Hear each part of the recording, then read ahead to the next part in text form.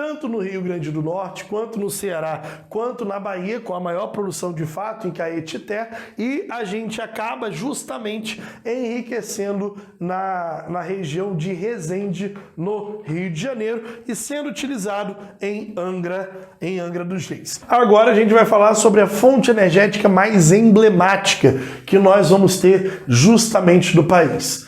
O petróleo. De fato, ele é mais poluente, ele é menos poluente que o carvão. Então o carvão é mais poluente, depois o petróleo, depois o gás natural. Feito de matéria orgânica marinha, no qual principalmente, aqui eu estou falando de carapaças de animais, entre outras coisas, formam as nossas. Eles começaram a ser utilizados mais presente no país, a nossa forma de utilização mais presente, a partir das chamadas crises do petróleo.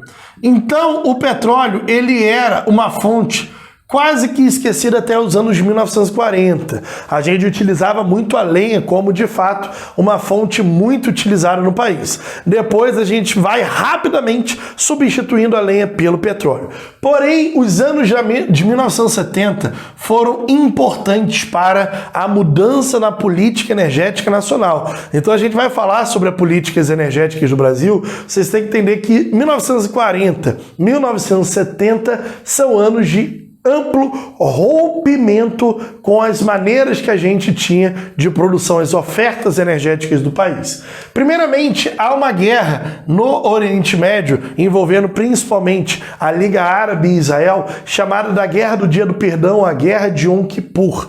E no ano de 1973, a Liga Árabe resolve fazer ataques contra Israel, no qual, no dia específico de feriado judaico, esse ataque ele é realizado. A comunidade internacional foi totalmente contrária a esse ataque, falando que se tratava de um processo de intolerância religiosa. A Liga Árabe se protegia e dizia que não, era apenas uma questão territorial, que já existia desde os anos de 1948 entre Israel e entre a Palestina.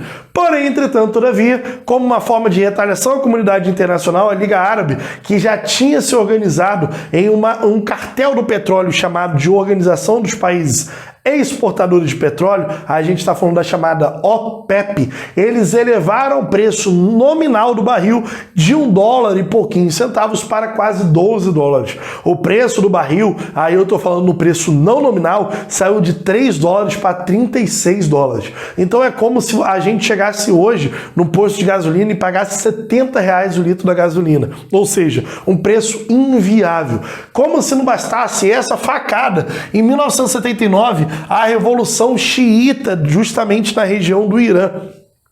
Ali eu tenho um novo mexer no preço do petróleo no geral. E aí chega a sair dos $39 para quase $70. Ou seja, eu estou falando de uma elevação em uma década de 3 para 70. Ou seja, tantos 1000% foram elevados em valores justamente no preço do petróleo. Nesse momento, a gente teve que buscar energias alternativas ao petróleo na década de 70, porque isso descapitalizou o Estado brasileiro. Com isso, a gente passa a construir mais hidrelétricas, como é o caso de Tucuruí, como o caso de Balbina e Itaipu, por exemplo, assim como também a gente lança mão de projetos a fim da biomassa, como o caso do Proálcool, além também da energia nuclear na década de 70, assim como também gás natural e, de fato, a exploração do petróleo nacional. É a fonte mais utilizada que nós temos, porém, em redução. Estamos aos poucos substituindo o petróleo por outras fontes energéticas, com destaque para o setor de transportes, indústrias e produção energética, que de fato se dá para a produção nacional. Só um destaque para a produção de energia é o grande consumo de diesel, principalmente para a região amazônica, através de termoelétricas no geral. O ponto é, a partir de 1930 a gente cria justamente a Agência Nacional do Petróleo, onde era sobre responsabilidade dela planejar e fiscalizar principalmente as produções de petróleo nacionais.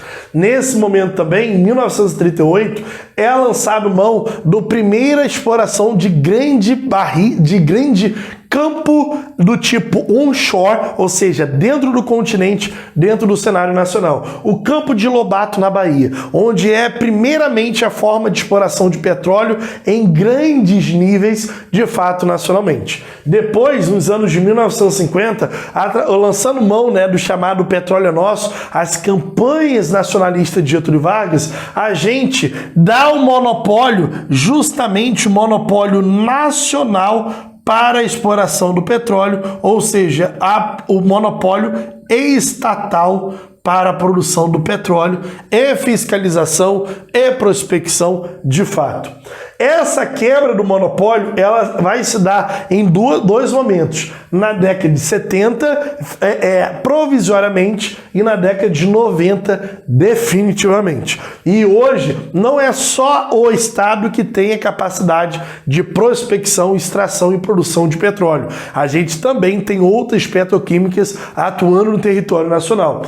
Em 1954, a gente cria uma das grandes empresas petroquímicas do país, de fato conhecido como a Petrobras. De fato, essa Petrobras, em 1974, ela já lança mão, na década de 70, dos chamados contratos de risco.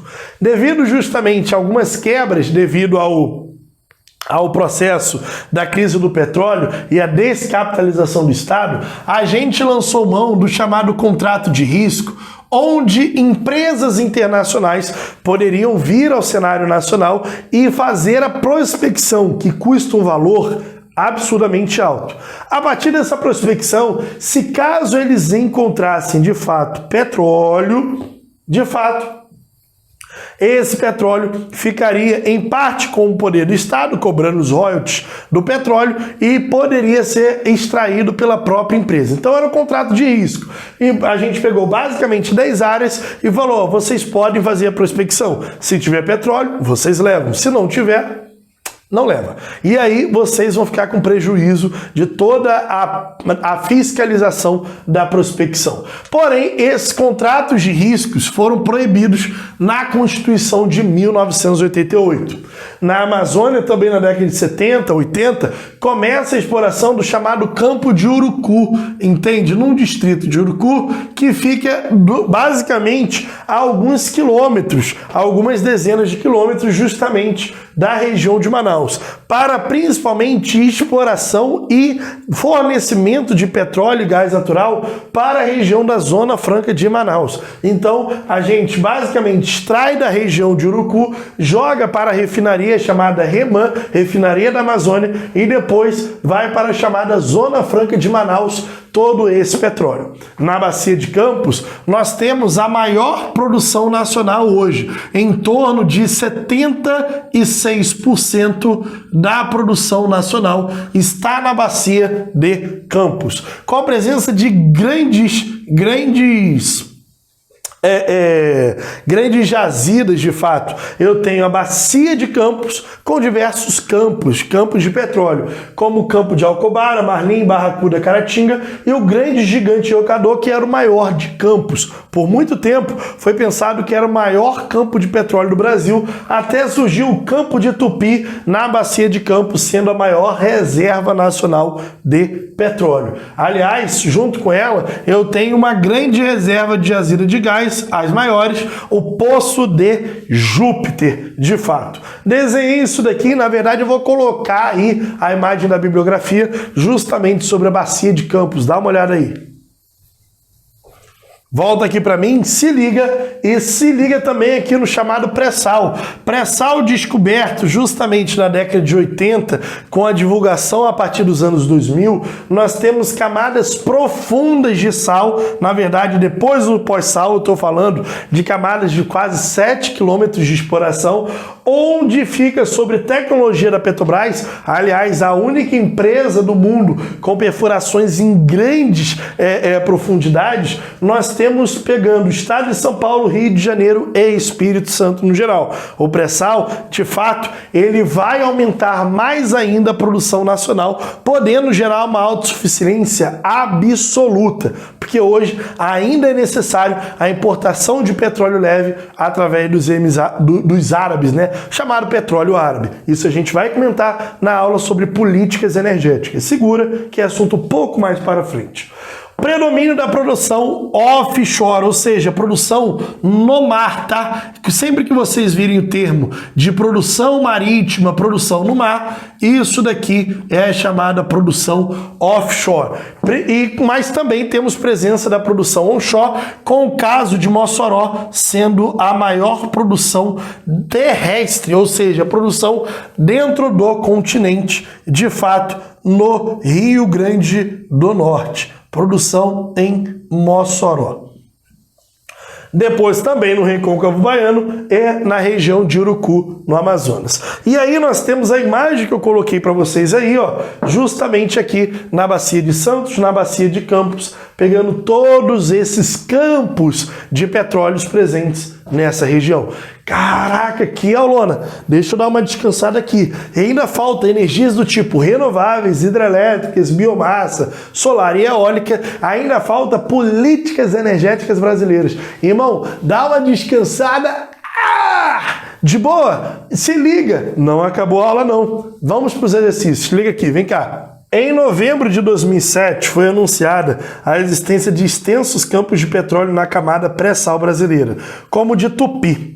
Atualmente, estima-se que em toda a sua extensão, a camada pré-sal abriga um total de 100 bilhões de barris de petróleo em reservas, o que coloca o país no grupo dos maiores produtores mundiais. Sob o pré-sal, assinale a alternativa correta. A produção petrolífera do Brasil é insuficiente para o consumo interno, até então está correto. O mesmo a descoberta do pré-sal, o país depende da importação do petróleo pesado. Galera, não. O Brasil depende da importação do petróleo leve, o petróleo árabe, esse que gera gasolina. O Brasil, de fato, ele tem presença do petróleo pesado dentro da sua constituição. Aquele petróleo que vai gerar plástico, petróleo que vai gerar lubrificantes, por exemplo. A gente necessita do outro tipo de petróleo, o chamado petróleo leve, que é o petróleo árabe. Ah, tá errado. O petróleo encontrado no pré-sal localiza-se em bacias sedimentares, sendo as três a do Espírito Santo, a do Campos e a de Santos. Galera, a alternativa B, a alternativa corretíssima. Tranquilo? Então, volta aí a questão, alternativa B, a alternativa correta. Suave?